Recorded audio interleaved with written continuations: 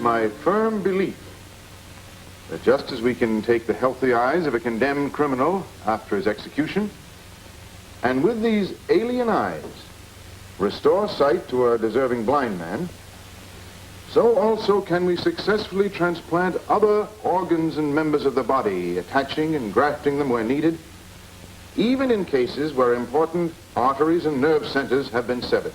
Professor Frankenstein, how can you ask us to believe such a preposterous theory? I beg your pardon, Dr. Randolph. I said I believe your theory is preposterous.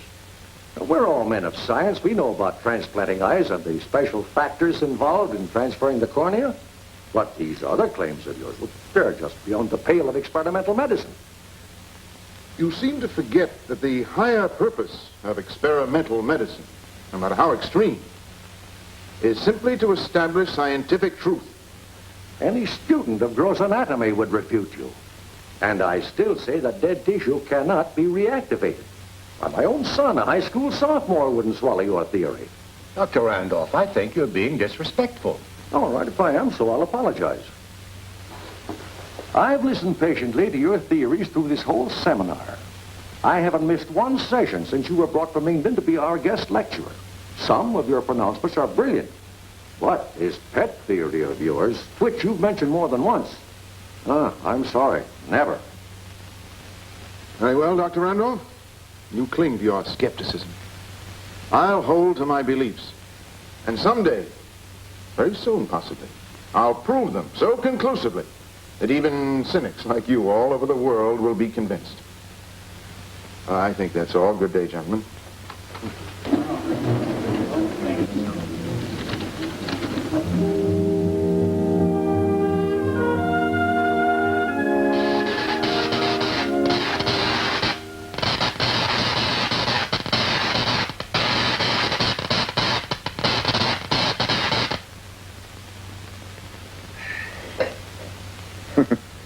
Patience, Dr. Carlton. Did you check the sweet foliage? Probably not. It seems that Dr. Randolph's remarks upset me more than they did you. Weren't you disturbed at such insolence? No. No, as a matter of fact, in some ways, I'm rather grateful to him. He forced my hand. And since you defended me so valiantly, and you're my close ally and fellow worker, our hand. Our hand? Yes. You've always supported me in all my theories in experimental medicine. Now you can help me prove them. How? Dr. Carlton, I plan to assemble a human being using parts and organs from different cadavers. You mean take one person's hand and another's leg? Yes, why not? Simply an intelligent adaptation of the principle of selective breeding. After all, if you breed morons, you beget morons. But when brilliant people mate, There are still risks. Throwbacks. I eliminate all risks. I'm carrying the principle of selective breeding one step higher. You mean, of course, under the sponsorship of some medical institution. No. On my own. Right here, my own laboratory. You can't be serious. You don't dare. Don't dare. Don't dare. You know, I'm sure that someone spoke those same words and hurled that same challenge at that great ancestor of mine whose name I bear. And believe me, I'm serious. You see, the knowledge, the know-how, as you Americans put it, is in my blood. It's my heritage. But where Baron Frankenstein created a monster, I shall bring forth a perfectly normal human being, able to walk among normal people undetected. I'll point the way to perfection in the human race. Well, I applaud your ambition and I admire your courage, but when you propose to carry them out, I don't think I can help you. You see, I'm not a doctor of medicine. My degree is in physics. I know all about your qualifications, your research, your studies in X-ray, and that's exactly what I need. I'll provide the surgery. You will provide the electronics. But you're reaching for the supernatural. To assemble a human being. I shall use only the ingredients of youth, not the worn-out body inhabited by an overtaxed brain, the old are dying, are dead. The whole trend is toward death. If I'm successful, if I can create out of different parts a youth whom I shall instruct and control, I'll prove that only in youth is there any hope for the salvation of mankind.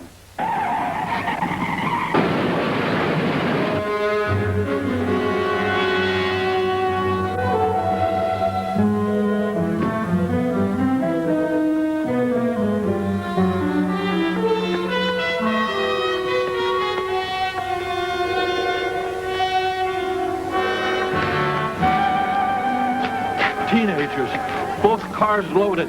Back from a party, I guess. Head-on collision. What a crash. I was right behind him. Jammed my brakes on as fast as I could. Seems to me I saw one kid thrown clear in the air. Over there somewhere. I'll call the police. Did you go over to him? Oh, not me. I can't look at that sort of thing. That kid would bleed to death before the police get here. I think he's had it. Terrible. Terrible.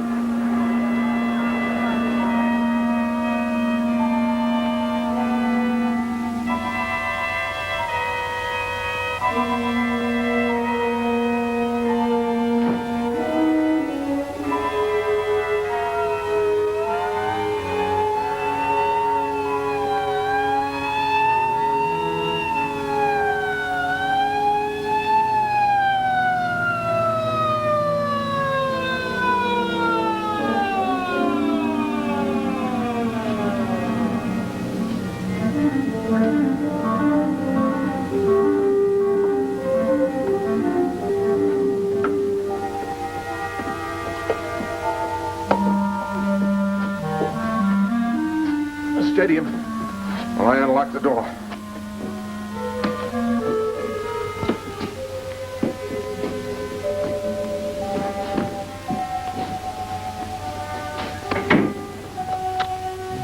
How do you think you'll get away with this? Stealing a body. With both cars completely burned in the crash, they won't be able to check. Stop shaking.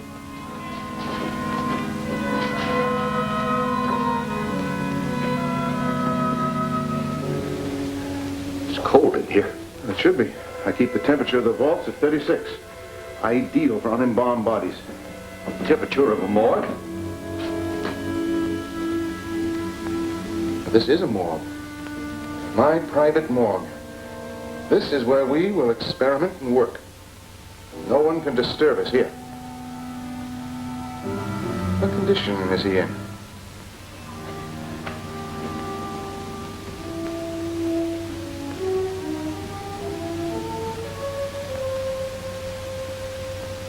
Tell me, what condition is he in?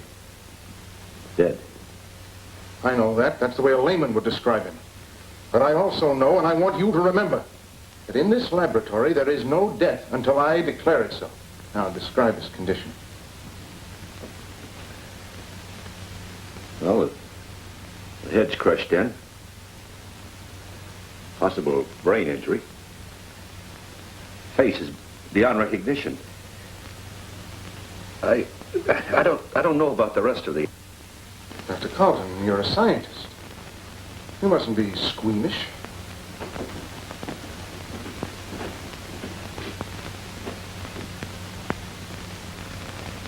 I've seen worse. Anyway, the face is a comparatively simple replacement. If the brain is uninjured. Now, help me store this body for the night. Tomorrow we will begin.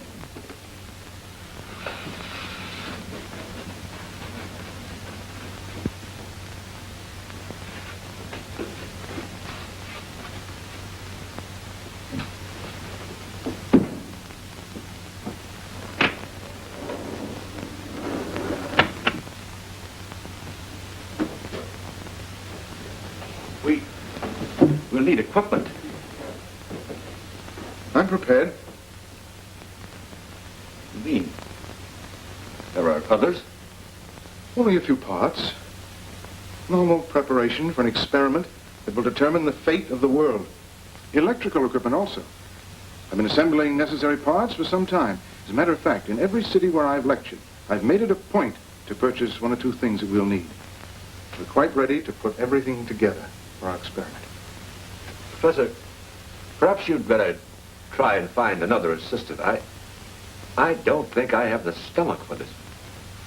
Dr. Carlton, don't underrate yourself. I'm the best judge of your qualifications. I need you. And you need me.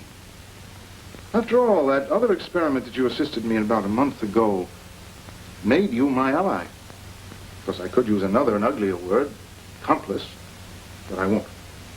But when you started that, I didn't know. You made me believe that you were writing a book. Now you know I wasn't.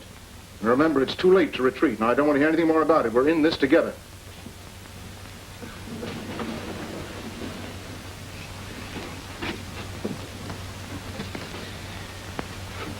I'll want you to assemble a small synchrotron, something in the 100,000 volt category.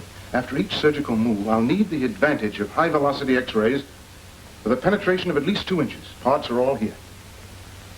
Do as I say, and you will share in the greatest experiment science has ever made. Well, Carlton, I think we'd better go and change our clothes for the party.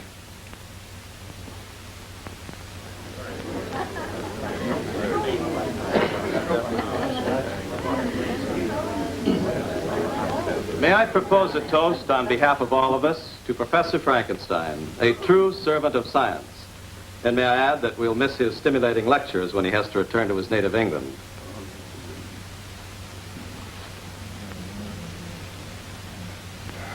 But let me thank all of you for listening to my theories and for your unfailing hospitality. I do have to return as I'm only a guest in your gracious country, but I shall miss you. To all of you. Would you excuse me a moment?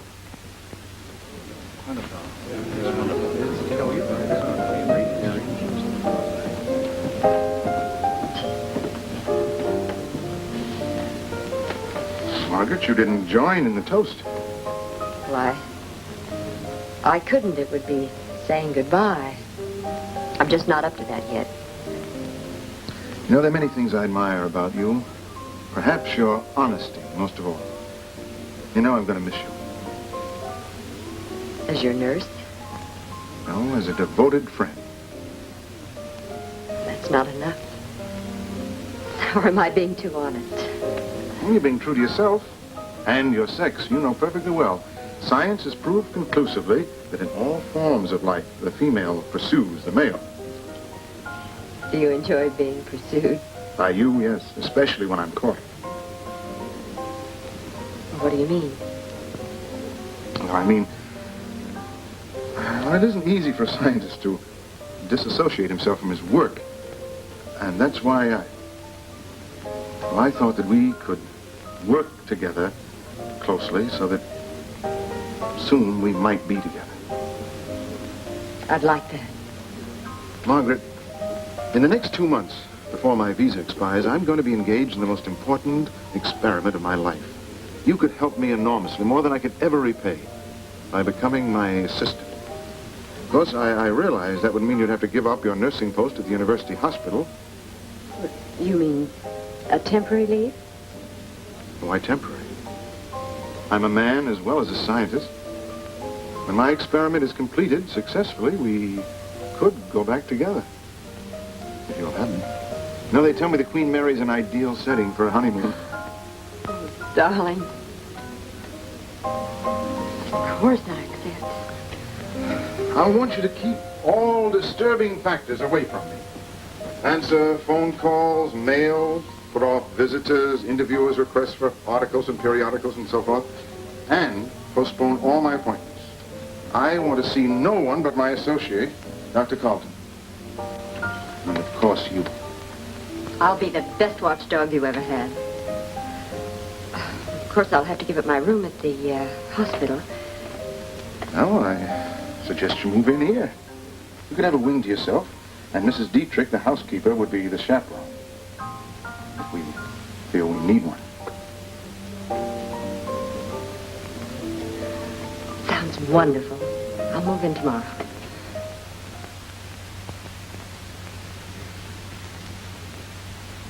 His hands And the right leg, practically up to the knee, are completely crushed. You'll have to amputate. Yes. Above the carpal bones and, well, below the patella. Yes, they'll have to go. Here. Apply the cathodes. Activate him first. But why? In this frozen state, he won't feel anything. I want him to know and feel pain so that when I alleviate it, he'll also know gratitude. Now, change his body temperature to normal. What I create, I must control. Go on, activate this body.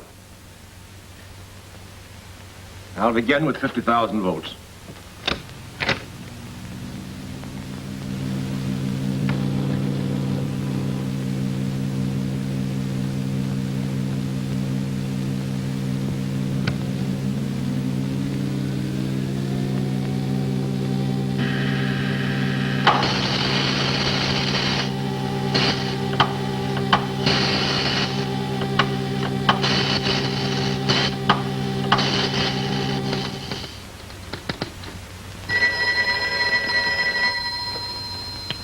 Professor Frankenstein's residence.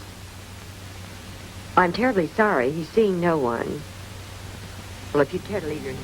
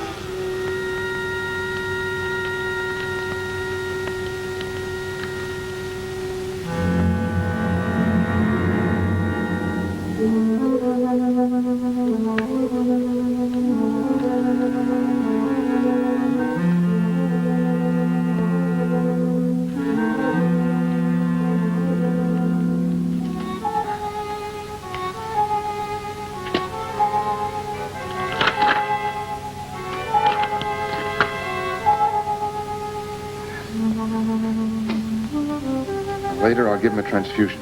I'll select the blood myself. How are you going to dispose of those? You can't bury them or burn them. There's always danger of discovery. I'm not aware of that, Doctor. I provided for this emergency, too.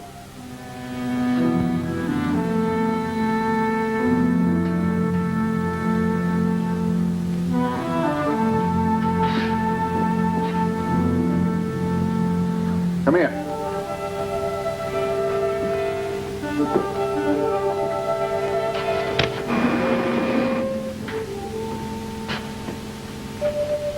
I have a very interesting final resting place for bones and tissues I'll never need.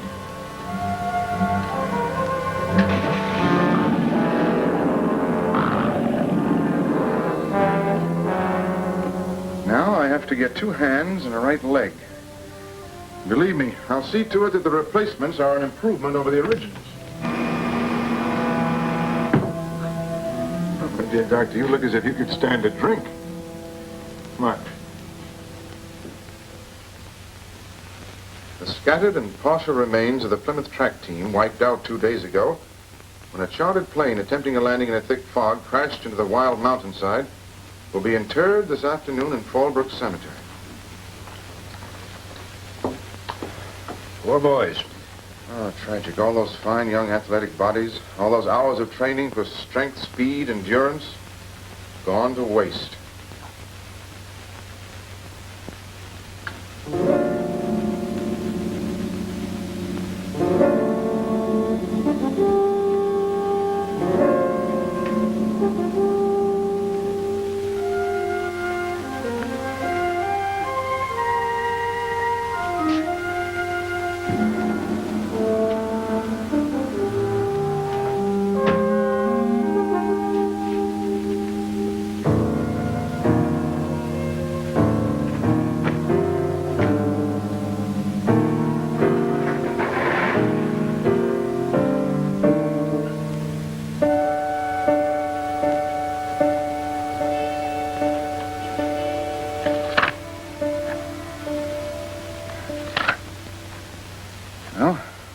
rather neat. I do say so myself. Hands and leg are back on his body. I've kept my promise. Strong hands of a champion wrestler and the leg of a football star. Yeah. Well, you've got a great deal to thank me for, my dear boy. With the special healing fluids and the vital rays, his bones should knit in a day or two. What is impossible for others becomes a daily event for you. I'm delighted to impress you. Now help me put him back.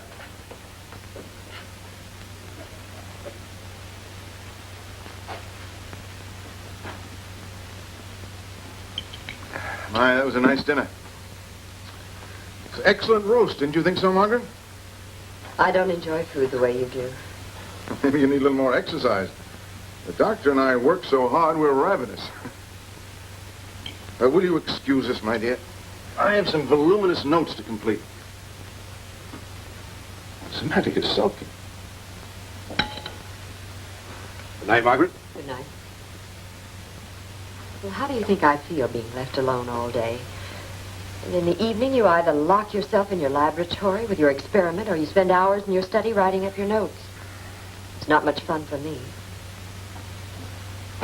You know, I hate to upset you. Well, I plead guilty, Margaret. I have neglected you. There just seems to be more and more work to be done. The pure, clear flame of science, as Huxley put it, is a hard taskmaster. But tonight, I'll put it behind me. Tonight, I'm yours to command. Now, what would you like to do? Anything, just to get out, to be with you, alone. A cinema? Or a drive. That's it. A nice, long drive. We can talk. And make plans. And relax.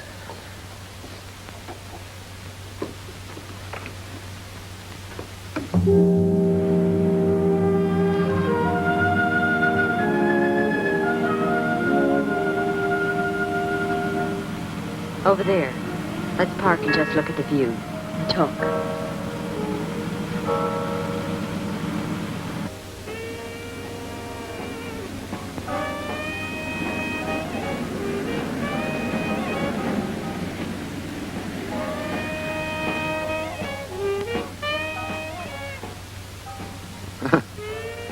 Seems like others have the same idea. They come up here for some quiet necking. It's a lover's lane. Oh, that's interesting. Sort of a private preserve for teenagers, huh? I suppose as adults, we're lucky to find a parking space. So we'll turn on the radio and do what the teenagers do. They tell me it's loads of fun.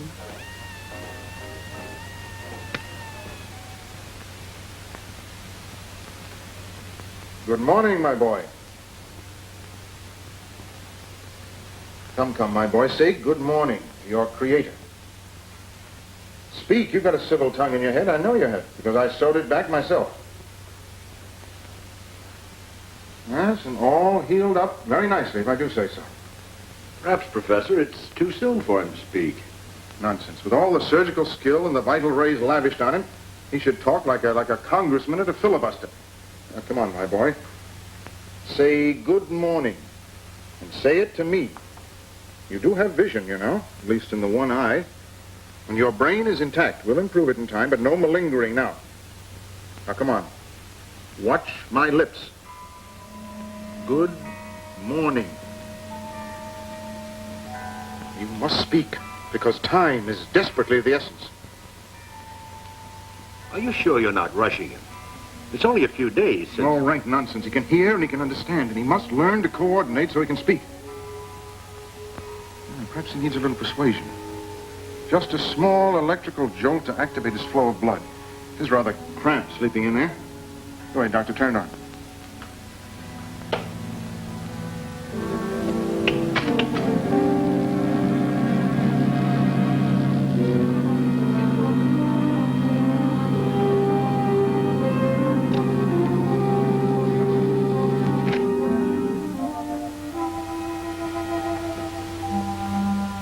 Now, my boy, listen to me very carefully. I command you to watch my lips and repeat after me.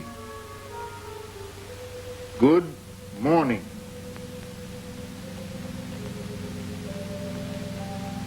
Good morning. Well, my boy, you'll be chattering like a magpie. But believe me, you've been making more sense. I'll see to that. Ah, you see, persistence has its rewards. That's all I want of him this morning. Now, Dr. Carlton, can you accuse me of being cruel? Put him back. Professor, I think he wants to say something else. I like a young man with initiative. Go ahead, my boy. Take your time. I'll listen patiently. Say whatever you please. It's dark in here. Dark. Yes, it is dark for you. But you'll have to reconcile yourself to the darkness because you're going to be in the dark a long, long time. Professor, look. That's amazing. It's actually crying. Can you imagine? Even the tear duct functions. The entire world would be astounded. Now, it seems we have a very sensitive teenager on our...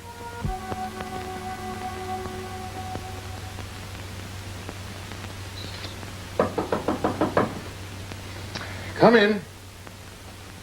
I can't. The door's locked.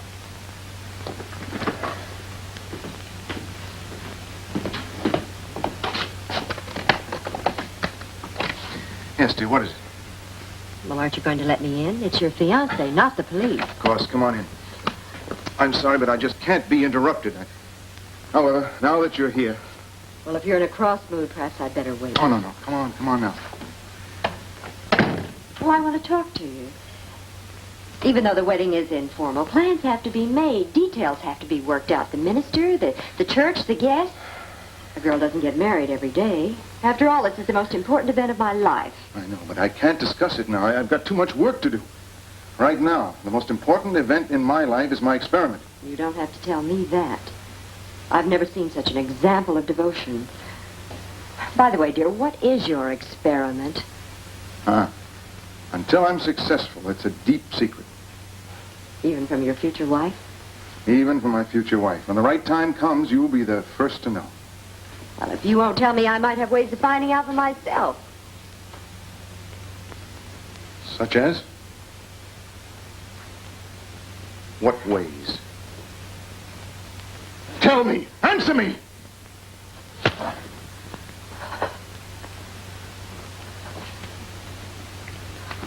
I didn't mean anything by it. It just slipped out.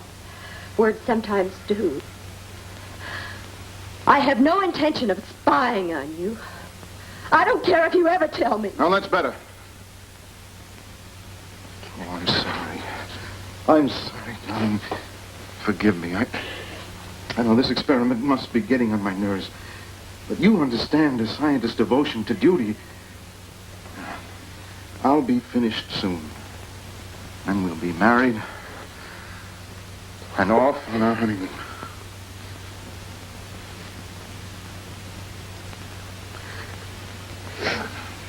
Let me dry those tears. You forgive me? Yes, of course. I'll leave you to your work now. I won't interrupt you again. Good. Oh, by the way, Dr. Carlton and I will be leaving in 10 minutes. We have some extensive purchases to make this afternoon. Will you delay all inquiries by saying that I'll be out of town for 3 days? I must have 72 hours of uninterrupted work. Of course, darling.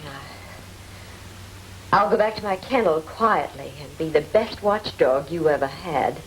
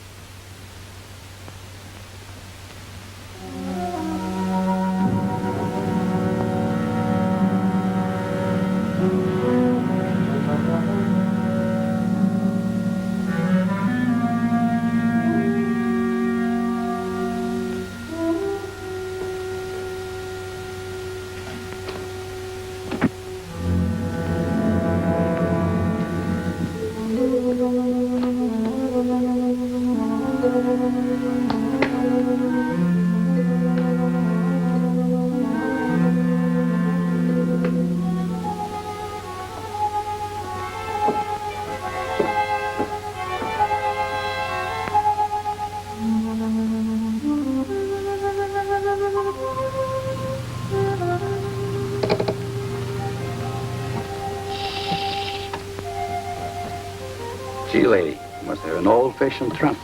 I never seen a key like this since I left the old country. Thank you.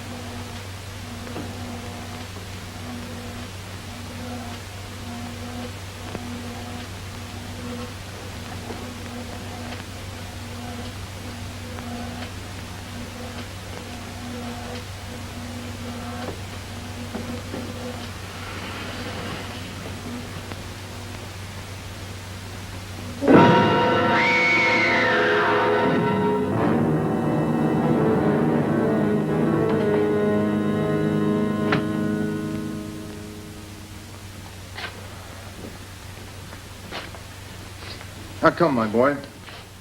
If we're going to impress a skeptical world, we'll have to make faster progress. Watch my lips. Observe them carefully, each and every move. They will guide you. Yes? Yes, sir, would be preferable. In England, you know, we have a little more respect for the older generation. Yes, sir. That's better. Better articulation, too. Now, concentrate. And repeat after me. Beware of false prophets, which come to you in sheep's clothing. Beware of false prophets, which come to you in sheep's clothing. But inwardly they are ravening wolves. But inwardly they are ravening wolves. Very good. I knew that a young mind would respond better than an old one. Do you know where that quotation comes from? The Bible. Excellent. I'm delighted to discover that at some time you had religious training. Also, I can see that you're able to think. What else is the Bible called? The good book. It is the law we live by. Very good. Now, that's all the mental work for today. Our main concern is with your physique. Let me see if you can clench and unclench your hands like this. You do that 100 times each day. I want you to enjoy equal power in both hands. But remember, I am the one to tell you when and against whom to raise them. I will obey you. Yes, I'm sure you've learned that lesson, too. Now your new leg. Stand up in it.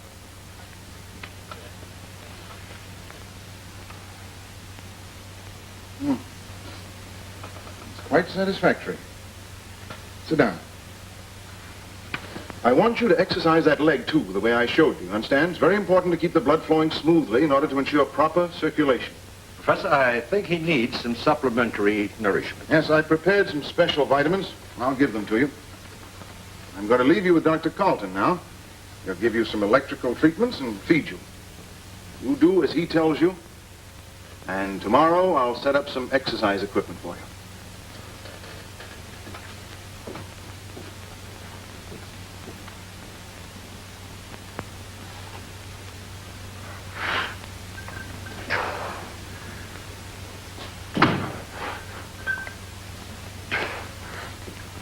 Excellent, my dear boy. Excellent.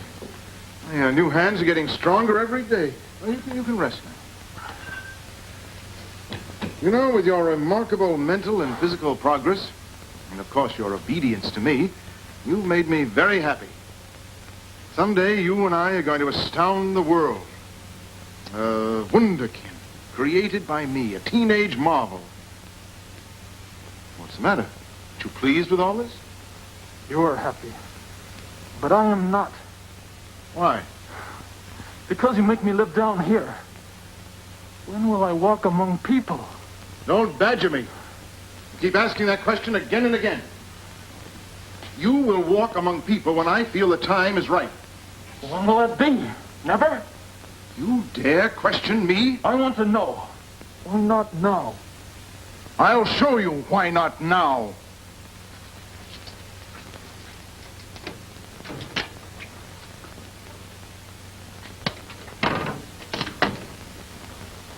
Turn around.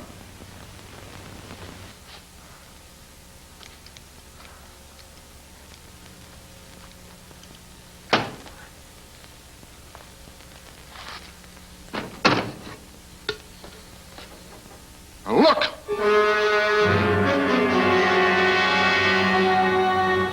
Now you know. But I don't want to be locked up. In that case, I'll leave your face the way it is.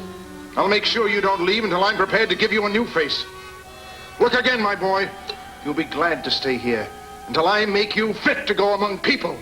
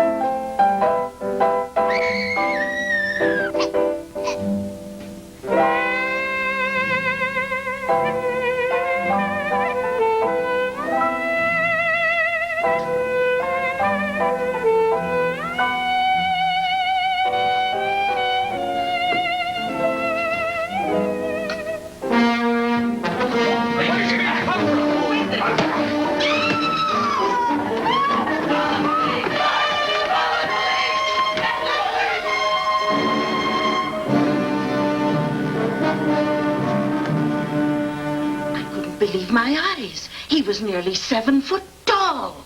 No, he was shorter, but built solid. Broad shoulders, heavy arms. His face, what there was of it, 'twas terrible, terrible. You ask me, he wore a mask, like those guys who hold up supermarkets. Well, one thing for sure, he was strong.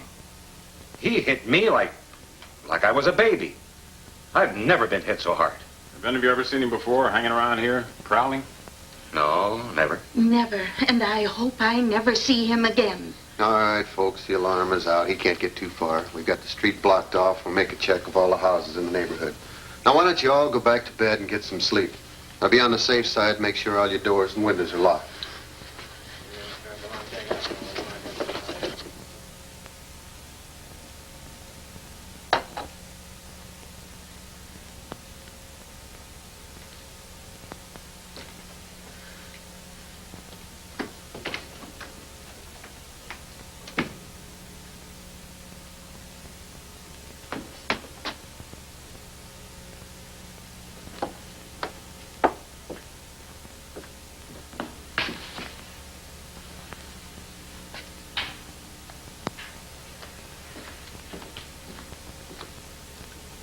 Then it was you. I had to get out. I wanted to see people. But they saw you. Yeah. Now you know the truth. Yes, I frightened them. Everybody who saw me, they ran. I told you they would. But I didn't mean to hurt. Hurt? You killed a young woman. You've got the police down about our heads like a pack of baying dogs.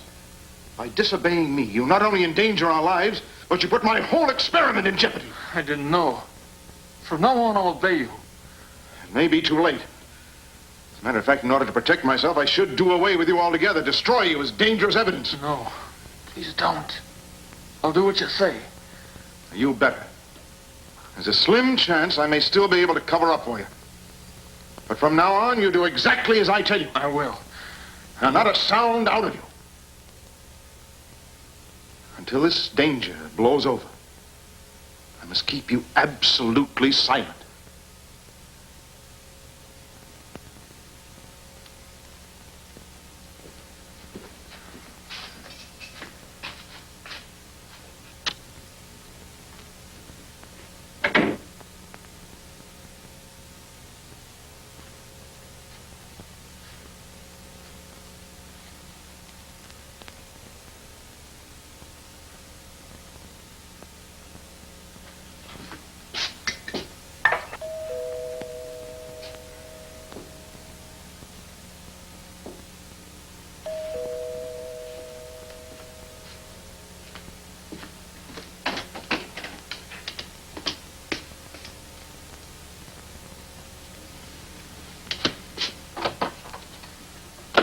What can I do for you, gentlemen?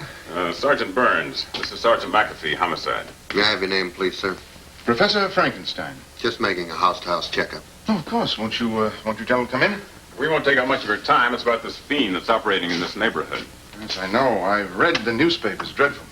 Tell me, Professor, have you heard or seen anything of a prowler or a peeping Tom?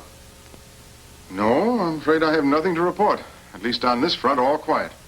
Well, if you hear or see anything of a suspicious nature... I'll notify you at once.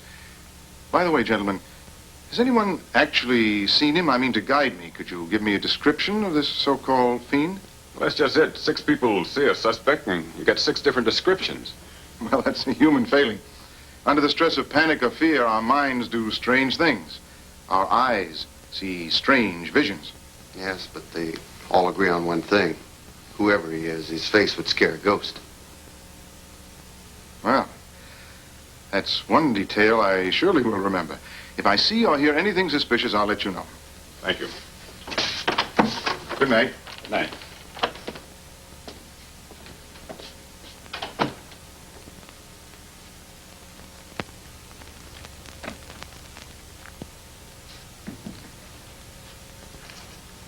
Margaret, who is this man? Oh, darling, this is Mr. Saxton. He's from a jewelry company. Saxton and Sons. We're the oldest firm. What's he doing here? Well, I asked him to come. But the big day drawing close. Come on, dear. I need your help to select an engagement ring and a wedding band. We have some excellent sets, sir. Won't take but a moment to show them to you. Now, that 3-carat square cut, without a flaw, the one your fiancé is wearing, with wedding ring to match. We call that set Joy in Mayfair. Why, all the very best people are buying it. I don't care what the best people are buying. Beauty calls to beauty, and your pretty fiancée should have the very best. Don't you tell me what my fiancée should or should not have. Get out.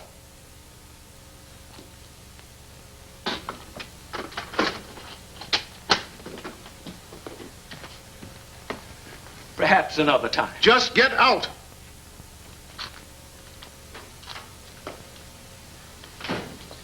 Now, Margaret, I suppose to make me feel guilty, you're going to burst into tears. I'm too furious to cry. You know I gave strict orders not to be interrupted. And today of all days, when I've already lost precious time. I thought the great man could spare his fiancée a few moments. And you know I do not allow strangers in this house. Well, he's nothing but a harmless salesman. He didn't come in here with a tape measure or a magnifying glass and fingerprint powder. I don't care. I don't want any strangers in this house. Why? Are you hiding something? What do you mean by that? I mean that I know you are hiding something. Explain yourself. I don't know what you're trying to prove or how, but I saw your great scientific experiment. I saw your monster. You actually saw him? Yes, in the vault in the cellar, where you and Dr. Carlton work so feverishly day and night. Yes, I saw him. How did you get in? I took an impression of the lock and had this key made. Well, I must say, my dear, you certainly are resourceful.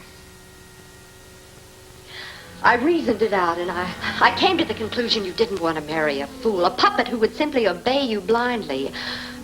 I had the feeling I had the right to know what you were doing. I'm not brilliant, but as your future wife, I felt I should know what you were striving for. To help me to understand you better. Perhaps love you better. For better or for worse, darling, I do love you. You know, Margaret, I don't deserve you. I'm glad you found out for yourself. I like that quality in you, initiative. It sets you apart from other women. In time, I would have told you about my secret, but you've convinced me that it's better that you know now. Don't worry, darling. Your secret's safe. Now 2 of us are guarding it. How well you put it. I'm not worried. I trust you more than any human being in the world. I can't tell you yet just what the master plan is for what you call the monster. Perhaps if I'd known, he wouldn't have frightened me. Well, he won't anymore. You must think of him as a creation of science, like a machine. You wouldn't be afraid of a machine, would you? No, of course not. In the meantime, I think we should both be grateful to the monster. If possible, he's brought us even closer together. I love you. I don't need to tell you how I feel about you. Oh, I'm ashamed of myself. My bad manners, my lack of consideration for you. Here you are, darling. Now, you take this down to the jeweler and buy that matched set. What was it called? Joy in Mayfair? And you just fill in the amount. And tonight at dinner, I want to see you wearing the engagement ring. All right, darling. Oh, do you still want me to keep the key to the vault? Well, of course you keep it. Just another proof of my trust.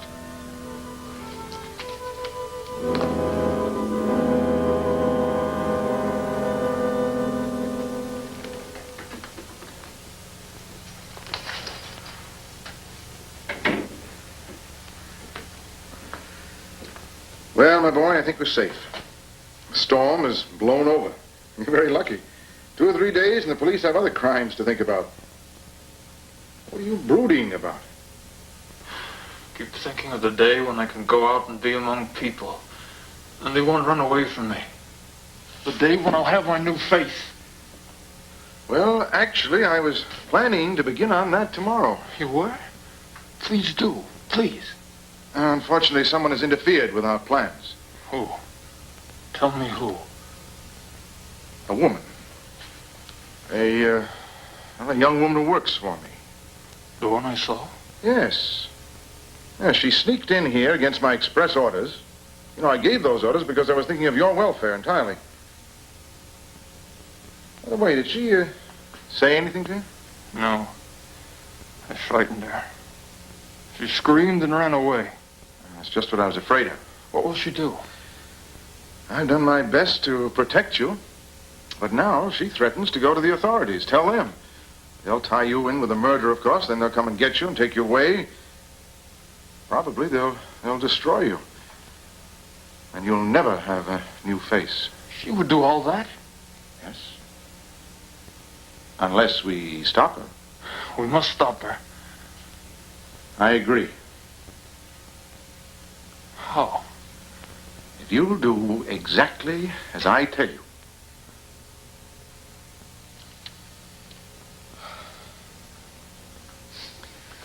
Darling, I'm afraid I'm going to need your help. Of course, dear. Telephone calls, errands, dictation. Certainly have a good eye for trinkets. You call that a trinket? The last thing I do at night and the first thing I do in the morning is look at it. I value it very much. Really? Well, it's very sweet of you to say that. Now tell me, how do you want me to pay for it? Pay for it? Oh, I mean show my gratitude. Oh, I'm sorry, darling. You were about to ask me to do something for you. Oh, yes, yes. Well, this is it. As you know, Dr. Carlton had to leave town to buy some new parts for our synchrotron. I'm afraid he may be gone for 2 or 3 days. Well, so long as you're here, I won't miss him. I will. I mean, as my assistant. And that's where you come in. Will you be my assistant? It's feeding time for our young man. Well, of course, dear. You're not afraid?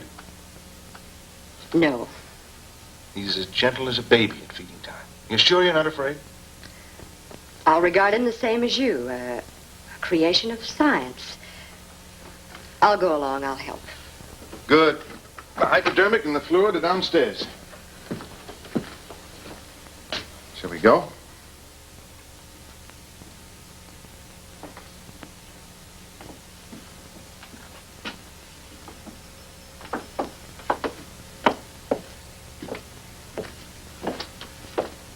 Go ahead, my dear. You open the door. Use your own key, the one you so ingeniously had made.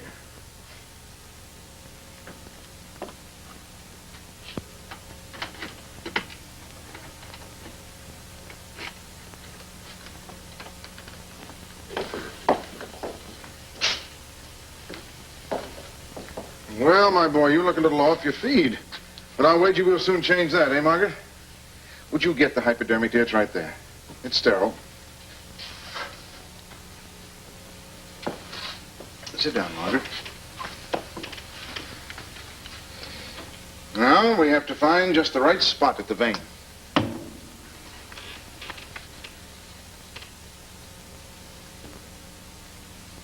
There it is.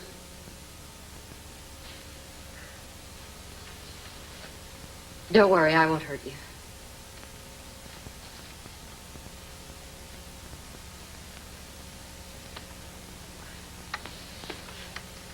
I'll be right back, dear. I'm just going upstairs to get a supplementary vitamins. You hurt me. But I also fed you. There, it's all over. You want to hurt me. Some more. No, I don't. Sometimes we can't avoid giving pain, even to friends. You're not my friend. But yes, I am. You only say that, but you're not. You want to see me killed. No, I don't. I want to see you live. You don't! You don't!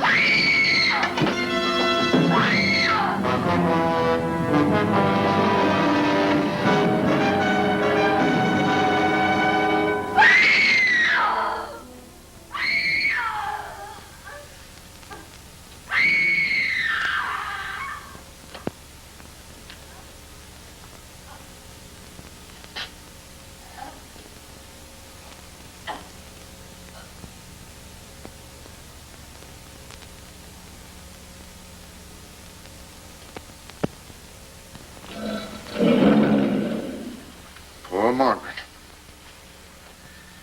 How she loved her engagement ring. First thing in the morning, last thing at night. Well, at least I saved the trinket. She can't hurt me anymore. Now, she's beyond pain now, giving or receiving it. You've done your work well. You've earned your reward. My new face? Exactly. Tonight, I'm going to lead you out of this darkness. We'll go among people. Discreetly, of course. You'll be able to pick the face that pleases you. Then it will be yours.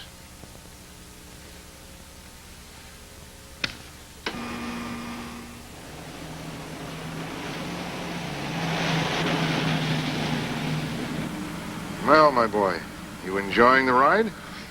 Night air is stimulating, isn't it? I like to breathe, but I'm afraid to be in a car. Well, that's natural. You were killed in one. The memory of that crash was embedded in your brain. Will I always be afraid? No, you'll get over it. You're young. And after I've grafted on your new face, life for you will really begin. You mean that after you give me another face? New impressions will crowd in, one on top of the other. Life will become fresh and exciting.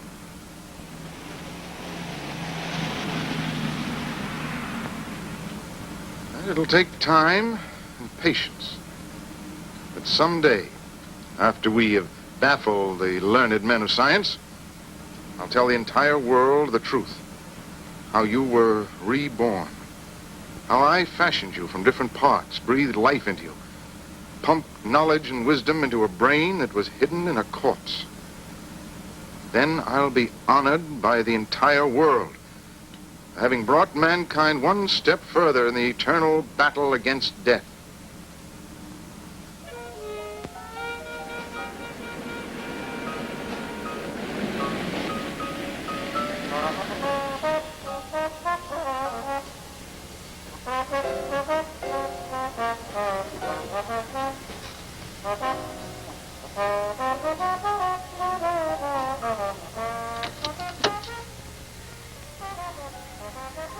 Saw that young man's face?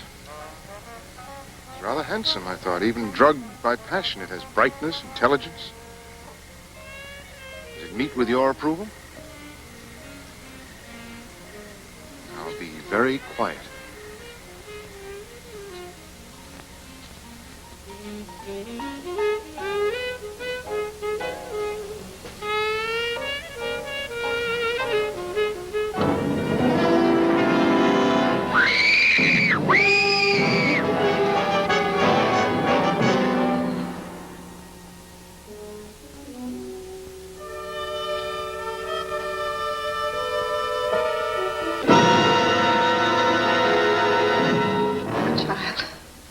She's still in complete shock.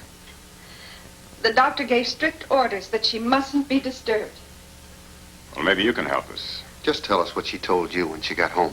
She couldn't say very much. Every word was agony. Just that she suddenly saw this monster, this unknown thing, through the car window. He had only one eye and not much face. And he just looked at Bob. Then she screamed and fainted. She heard no more, saw no struggle? When she came to, Bob was gone. The keys were still in the ignition. How she was able to drive home, I'll never know. But she stumbled in, panicked, and screamed until the doctor gave her a sedative. Well, has she said anything since? Only the boy's name. She keeps moaning, Bob, Bob. The one who did this. You think it's the same as... Well, maybe this time it's just a hoax. Could be some school kids getting in charge out of scaring people, or maybe a jealous rival. Did she have many boyfriends?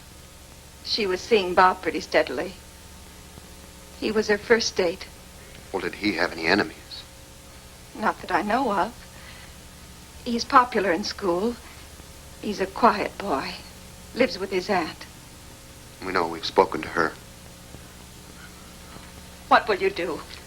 Well, we'll go over the car and check the place, and as soon as we find something, we'll let you know. He may turn up himself any time and tell you it was all a practical joke. I hope so. I certainly hope so.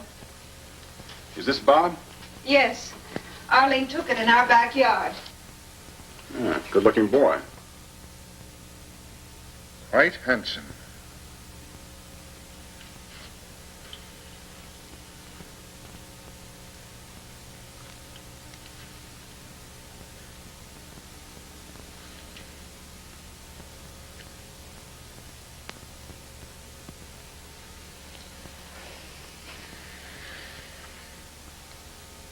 Quite handsome. Here, my boy.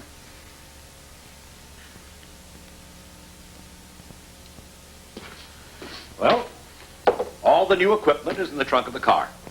Acquired discreetly in 4 different cities, as you instructed. Good. Some special coils for raising voltage, magnetic generators, and a variety of small parts. Excellent. We're prepared for anything. Now, as a small reward, let me pour you some of this sherry. It's really quite exceptional. Superbly dry. A caress for the palate. I quite agree. Excellent. You know, I can never understand the American passion for sweet wines. Barbaric. Well, give us some more time, Professor Frankenstein.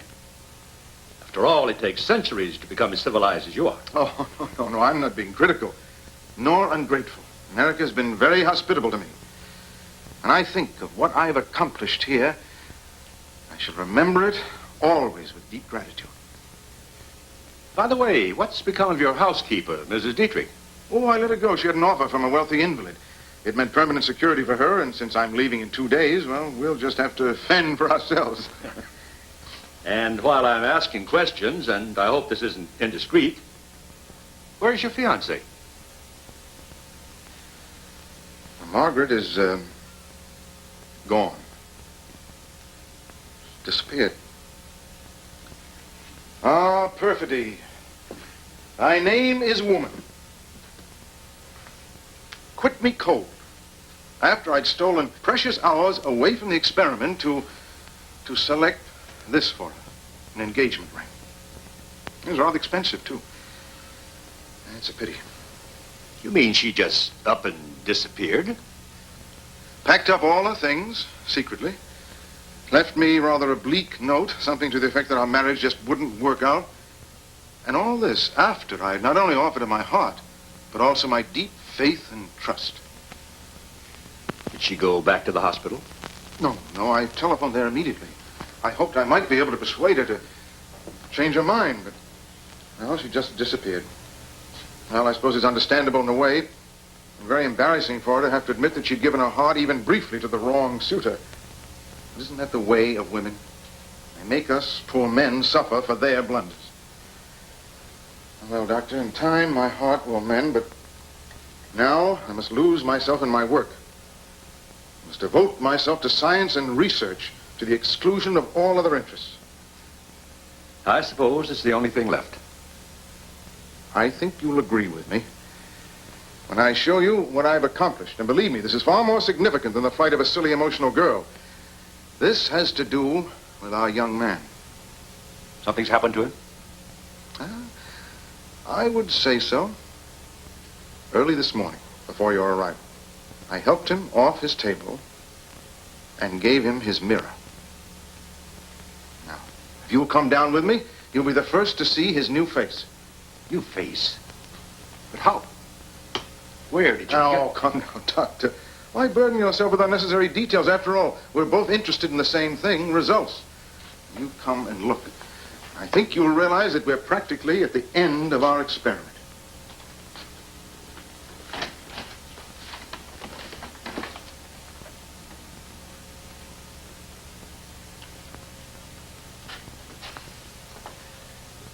Show Dr. Carlton your new face. Amazing. Absolutely amazing. Why, when the stitches are out, he'll pass for a normal, quite attractive teenager. And you agree it's a success? Stupendous success. And what's more, no one will ever know. Well, I'm not so sure about that. After all, this new face wasn't grafted on from oddments. The chance of it being recognized, especially in this region. At any rate, I'm taking no risks. What do you propose to do? I'll tell you, but first let me give him back his precious toy. There you are, my boy. Go back to reveling in your new face.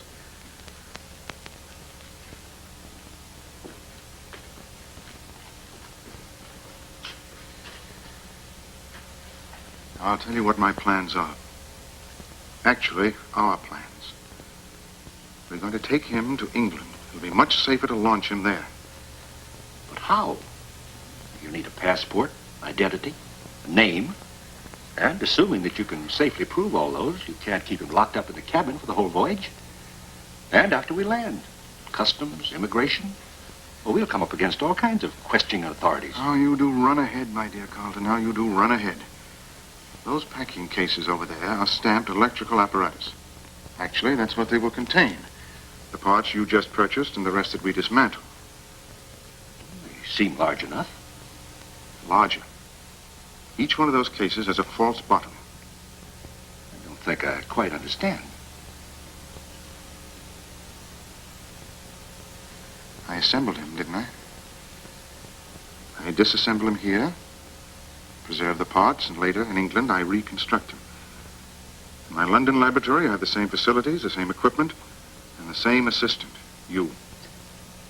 Can't do that. It's too inhuman. It can't be a part of such a fiendish plan. You can and you will. You've got no choice. And actually, there's no time to be lost.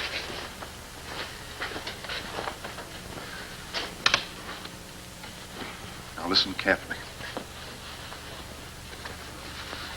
I'm going to place him on the operating table, ostensibly to remove the stitches in his new face. You'll see he'll be like a little lamb, consent to anything as long as it improves his countenance. Only this time I'm going to strap him down very firmly. I'll explain that it's necessary to ensure no distortions to his features. I'll tell him the slightest move may jeopardize his precious new face. I assure you he'll cooperate like an angel. After I've got him strapped down, I want you to inject a double quantity of sodium pentothal. And then he'll feel nothing. My dear Dr. Carlton, in 3 days, you and I will be walking the deck of the Queen Mary, enjoying the ocean breezes, the company of charming passengers, and relishing the holiday we so justly deserve. Go ahead. Prepare for the operation and get the hypodermic ready.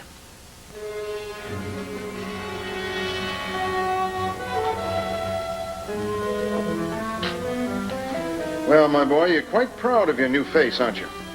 Yes. With it, I can walk among people. They can see me and not be frightened.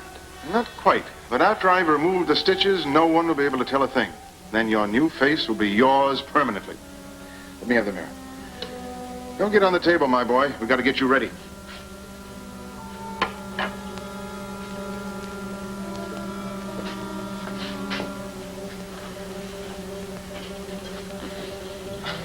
This won't take long. It'll be quite painless.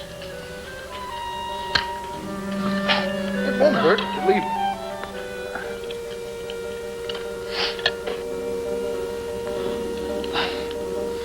Go ahead, give him the pentothal.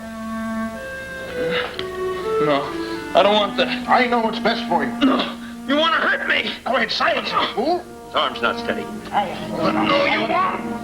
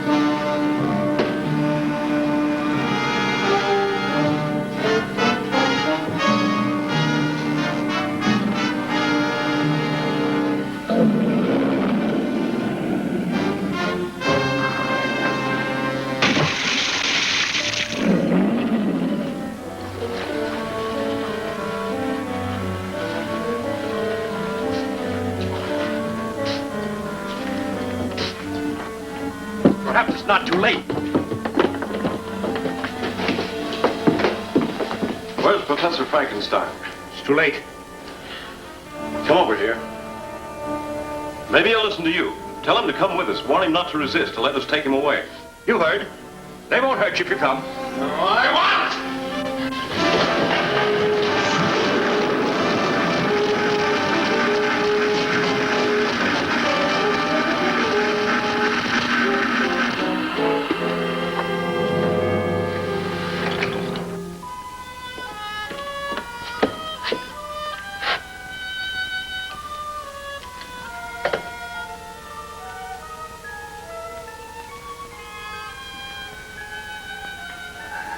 never forget his face after the accident. Never.